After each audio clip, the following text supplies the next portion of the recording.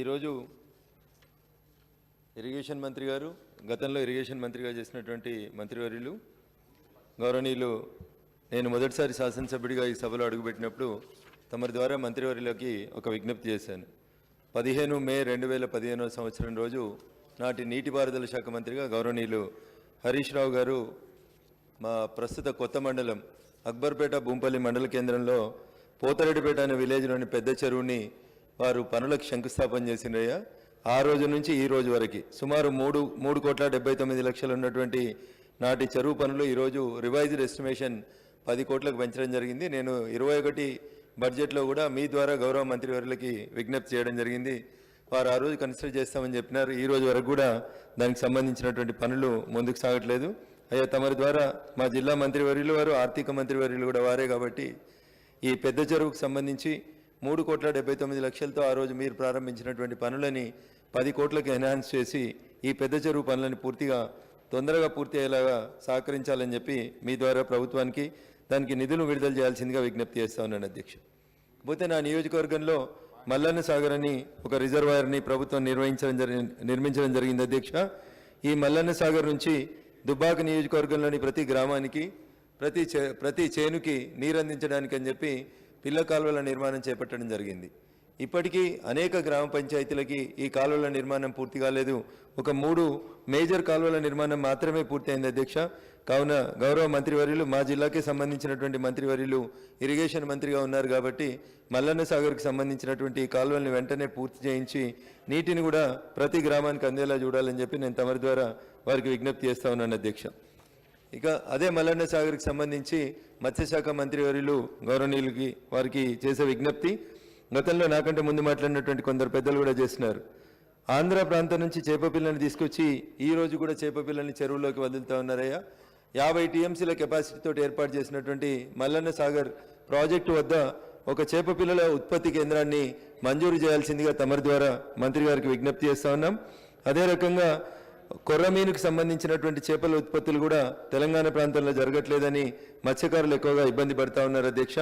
మిగతా చేపలతో పాటు కొర్రమీను చేపల ఉత్పత్తి కేంద్రాన్ని కూడా మల్లన్న సాగర్ రిజర్వాయర్ దగ్గర ఒకటి కొత్తది మంజూరు ఇవ్వాల్సిందిగా మీ ద్వారా వారికి విజ్ఞప్తి చేస్తా ఉన్నాను అధ్యక్ష.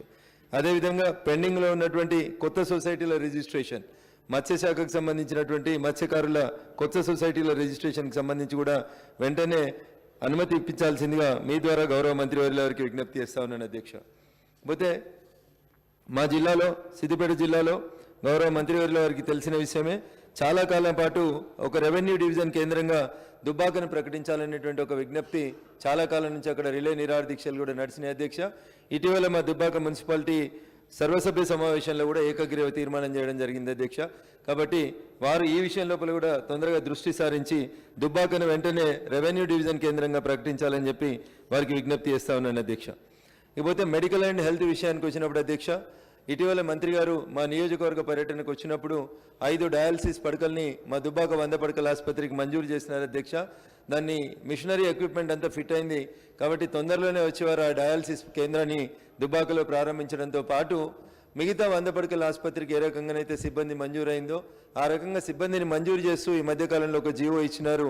కానీ పూర్తి స్థాయి లోపల వైద్య సిబ్బంది ఇంకా మా దుబ్బాక 100 పడకల ఆసుపత్రికి కేటాయించలేదు అధ్యక్ష. తమరి ద్వారా వారికి విజ్ఞప్తి, తొందరగా నియామకాలు జరిగినట్లయితే ఇతర జిల్లాలో ఉన్నటువంటి ఇతర ఆసుపత్రుల మీద ఇక్కడ నుంచి వెళ్ళేటువంటి ప్రెషర్ తగ్గుతుంది కాబట్టి దుబ్బాక 100 పడకల ఆసుపత్రికి పూర్తి స్థాయిలో సిబ్బంది నియామకం చేపట్టాలని చెప్పి మీ ద్వారా నేను వారికి విజ్ఞప్తి చేస్తా ఉన్నాను అధ్యక్ష. ఇకపోతే హెల్త్కి సంబంధించినటువంటి ఇంకొక అంశం గౌరవనీయులు మంత్రివర్యుల వారి దృష్టిలో కూడా ఉందని నేను అనుకుంటా ఉన్నాను. జవహర్ నగర్ ఏరియాలో, మేడ్చల్ శాసనసభ నియోజకవర్గ పరిధిలో జవహర్ నగర్ ఏరియాలో ఒక డంపింగ్ యార్డ్ ఉంది అధ్యక్ష. దీనికి సంబంధించి దాని చుట్టూ ఉన్నటువంటి సుమారు 12 కాలనీలకు సంబంధించినటువంటి కాలనీ వ్యక్తులు, పెద్దలందరూ కూడా అటు ఎన్జీటీకి ఇటు వివిధ కోర్టులను ఆశ్రయించి అక్కడ ప్రైవేట్ సంస్థల ఆధ్వర్యంలో నిర్వహించబడుతున్నటువంటి ఈ డంప్ యార్డుని జవహర్ నగర్ నుంచి దూరం తరలించాలని చెప్పి ఒక అప్పీల్ని చేయడం జరిగింది. దీనికి సంబంధించినటువంటి ఎన్జీటీ ఉత్తర్వులు కూడా వచ్చినాయి. అయితే ఈ అంశంని నేను ఆరోగ్య శాఖ మంత్రి గారి దృష్టికి ఎందుకు తీసుకొస్తాను అంటే, ఆ సంస్థ ఇక్కడ డంపింగ్ యార్డ్ ఏర్పాటు చేసేటప్పుడు చేసుకున్నటువంటి అగ్రిమెంట్లో చుట్టుపక్కల ఉన్నటువంటి కాలనీలందరికీ కూడా ఉచిత మంచినీటి సరఫరాను, ఉచిత వైద్య సదుపాయాన్ని కూడా అందజేస్తామని చెప్పి ఆ సంస్థ జిహెచ్ఎంసీతో అగ్రిమెంట్ చేసుకోవడం జరిగింది అధ్యక్ష. కానీ అది ఆ రోజు ప్రారంభించిన రోజు చిన్న స్థాయిలో ప్రారంభించబడినటువంటి ఆ జవహర్ నగర్ డంప్ యార్డ్ ఇప్పుడు సుమారు 500-600 ఎకరాలకు విస్తరించడం వల్ల ఆ చుట్టుపక్కల ఉన్నటువంటి కాలనీలో నివసిస్తున్నటువంటి 1989 ఆ ప్రాంతం నుంచి కొనుక్కున్నటువంటి కొత్తగా ఏర్పాటై అప్పటి నుంచి ఇప్పటికి దాదాపు 30 సంవత్సరాలుగా వచ్చినటువంటి 19 కాలనీలు Alwala municipality, Kapra municipality, Uppal municipality పరిధి లోపల చాలా ఇబ్బందులు ఎదుర్కొంటా ఉన్నాయి. కాబట్టి గౌరవ మంత్రివర్యులు ఈ జవహర్ నగర్ డంప్ యార్డ్ని షిఫ్ట్ చేయడం కానీ లేదా ఆ ప్రాంతంలో ఉన్నటువంటి కాలనీల ప్రజలకి ఉచితంగా డంప్ యార్డ్ వల్ల వస్తున్నటువంటి రోగాల నుంచి రక్షణ కల్పించడానికి కానీ ఆ ప్రాంతం లోపల ఒక కొత్త ఆసుపత్రి ఇస్తారా, కమ్యూనిటీ హెల్త్ సెంటర్ ఇస్తారా, లేదా కాలనీని రక్షించడానికి ప్రత్యామ్నాయ ఏర్పాట్లు చేయాల్సిందిగా తమరి ద్వారా గౌరవ ఆరోగ్య శాఖ మంత్రి గారికి విజ్ఞప్తి చేస్తా ఉన్నాను అధ్యక్ష. అదే రకంగా హోం మంత్రి గారి దృష్టికి తమరి ద్వారా కొన్ని విజ్ఞప్తులు అధ్యక్ష. ఇటీవల భాగ్యనగరంలో 3 పోలీస్ కమిషనరేట్లని విస్తరిస్తున్నామని చెప్పి తెలియజేస్తూ గౌరవ హోంమంత్రి వర్యుల గారికి తమరి ద్వారా విజ్ఞప్తి. ఇటీవల ఏర్పాటు చేసినటువంటి హైదరాబాద్, రంగారెడ్డి, సైబరాబాద్ పోలీస్ కమిషనరేట్ల పరిధిని విస్తరించి వాటిని ఎక్స్పాండ్ చేయడంతో పాటు కొన్ని కొత్త పోలీస్ కార్యాలయాలను కూడా అంటే ఎస్ఐ, కానిస్టేబుల్ ఆ లెవెల్ లోపల కొత్త రిక్రూట్మెంట్ల కోసం 2000 ఉద్యోగాల నియామకాలను చేపడతామని ఇటీవల ప్రకటించిండ్రు. నా విజ్ఞప్తి తమరి ద్వారా మొన్న వేసినటువంటి ఎస్ఐ, కానిస్టేబుల్ నియామకాల్లోనే ఆ 2000 ఉద్యోగాలను కూడా జోడించినట్లయితే అది ప్రభుత్వానికి కూడా అదన భారం కలగకుండా ఉంటుంది. పెండింగ్లో ఉన్నటువంటి చాలామంది ఉద్యోగాల కోసం ఎదురు చూస్తున్నటువంటి ఏదైతే 16,000 నోటిఫికేషన్ వచ్చిందో ఆ 16,000కి ఈ 2,000 ఉద్యోగాలు కూడా హైదరాబాద్, రంగారెడ్డి, సైబరాబాద్ పోలీస్ కమిషనరేట్ల పరిధిలో కొత్తగా ఏర్పాటు చేయబోతున్నటువంటి 2,000 ఉద్యోగాల్ని కూడా మొన్నటి నోటిఫికేషన్లో యాడ్ చేయాల్సిందిగా తమరి ద్వారా గౌరవ హోంమంత్రి గారి దృష్టికి తీసుకొస్తా ఉన్నాను అధ్యక్ష. అదేవిధంగా అధ్యక్ష, ఆర్మ్డ్ రిజర్వ్డ్ ఫోర్స్ అని హైదరాబాద్ లోపల స్పెషల్గా రిక్రూట్మెంట్ జరుగుతుంది అధ్యక్ష.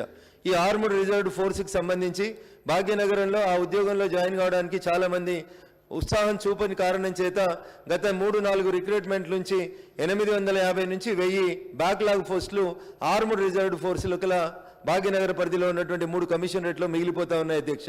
కాబట్టి వాటిని ఇతర జిల్లాలకు విస్తరించి అది వాటిని మేడ్చల్, రంగారెడ్డి, సంగారెడ్డి ఇతర జిల్లాల అభ్యర్థులకు కూడా వాటి లోపల అవకాశం ఇచ్చి ఎట్లాగో 3-4 రిక్రూట్మెంట్లలో ఎవరు రావట్లేదు కాబట్టి అక్కడ పెండింగ్లో ఉన్నటువంటి సుమారు 1000 ఉద్యోగాల్ని కూడా ఇప్పుడు జరుగుతున్నటువంటి కానిస్టేబుల్, ఎస్ఐ రిక్రూట్మెంట్లోకి యాడ్ చేసినట్లయితే ఒకటే ఉద్యోగం ద్వారా మరొక 3,000 ఉద్యోగాల్ని కొత్తగా దీని లోపల చేర్చడానికి అవకాశం లభిస్తుందని తమరి ద్వారా నేను గౌరవ హోంమంత్రి గారి దృష్టికి తీసుకురాదలుచుకున్నాను అధ్యక్ష. అదేవిధంగా అధ్యక్ష, ఇటీవల కాలంలో డిపార్ట్మెంట్లో చేపట్టినటువంటి కొన్ని యాక్సిలరేటరీ ప్రమోషన్స్ విషయం లోపల అధ్యక్ష ఎప్పుడో 20 సంవత్సరాల క్రితం జరిగినటువంటి ఒక సంఘటనని సాకుగా చూపించి కొన్ని యాక్సిలరేటరీ ప్రమోషన్స్ అనేటివి అవకతవకలు చోటు చేసుకుంటున్నాయనేది కొంతమంది పోలీస్ అధికారులు మీ ద్వారా గౌరవ హోంమంత్రి గారి దృష్టికి తీసుకురమ్మని విజ్ఞప్తి చేయడం జరిగింది అధ్యక్ష.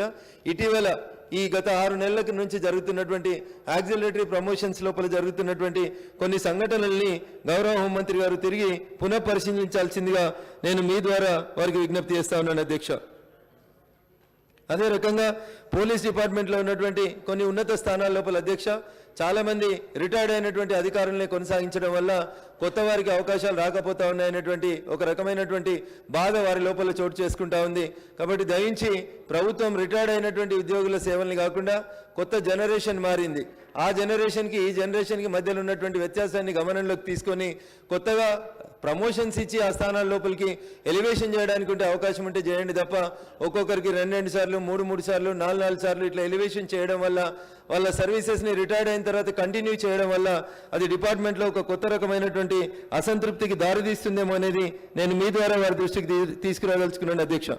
ఇకపోతే హోంగార్డ్స్ల విషయం లోపల రకరకాల కారణాల చేత హోంగార్డ్స్ని సుమారు 800 మంది హోంగార్డ్స్ తెలంగాణ రాష్ట్రం ఏర్పాటైన తర్వాత అంతకుముందు నుంచి పనిచేసి రాష్ట్రం ఏర్పాటైన తర్వాత రకరకాల కొంతమంది హెల్త్ కారణాల చేత, కొందరు జై తెలంగాణ అన్నారన్న కారణం చేత ఇట్లా కక్ష సాధింపు ధోరణులతోటి గత ప్రభుత్వాలు కొంతమందిని డిస్కంటిన్యూ చేయడం జరిగింది అధ్యక్ష. ఇప్పుడు వారందరికీ వయసు పైబడింది కాబట్టి వారిని హోంమంత్రిత్వ శాఖ ఇచ్చినటువంటి ఇటీవల నోటిఫికేషన్లో మీరు కూడా కొత్త పిల్లలతో పాటు పోటీలో పాల్గొనండి అని అడుగుతున్నారంట.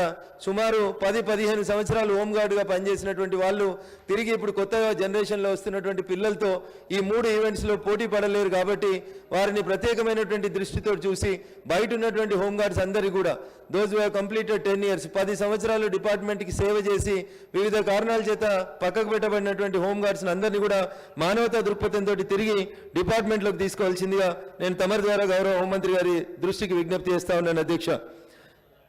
ఇకపోతే అధ్యక్ష, వ్యవసాయానికి సంబంధించి ఇందాక వ్యవసాయ శాఖ మంత్రి గారు 1-2 సూచనలు కొన్ని సవరణలు కూడా వ్యవసాయ శాఖ బిల్లుకు తీసుకురావడం జరిగింది అధ్యక్ష. దాంతోపాటు నేను మీ ద్వారా వారి దృష్టికి తీసుకురావాలనుకుంటున్నటువంటి అంశం అధ్యక్ష, గతంలో వ్యవసాయ పనిముట్లు లేదా వ్యవసాయానికి ఉపయోగపడేటువంటి ట్రాక్టర్లని సబ్సిడీ మీద గతం లోపల ఇచ్చేవారు అధ్యక్ష. ఇటీవల రైతు బంధు రైతు బీమా ఇస్తున్నాం కాబట్టి మిగతా సబ్సిడీ ట్రాక్టర్లు కానీ వ్యవసాయ పనిముట్లు కానీ ఇవ్వడం వ్యవసాయ శాఖ ఆపేసింది అధ్యక్ష. తమరి ద్వారా వ్యవసాయ శాఖకు నా విజ్ఞప్తి, ఈ ఏవైతే గతంలో ఇచ్చినటువంటి ట్రాక్టర్లు వ్యవసాయ పంపు సెట్లు ఇతర పరికరాలు ఉన్నాయో వాటిని కూడా తిరిగి రైతులకి సబ్సిడీ మీద ఇప్పించాల్సిందిగా మీ ద్వారా వారికి విజ్ఞప్తి చేస్తా ఉన్నాను అధ్యక్ష.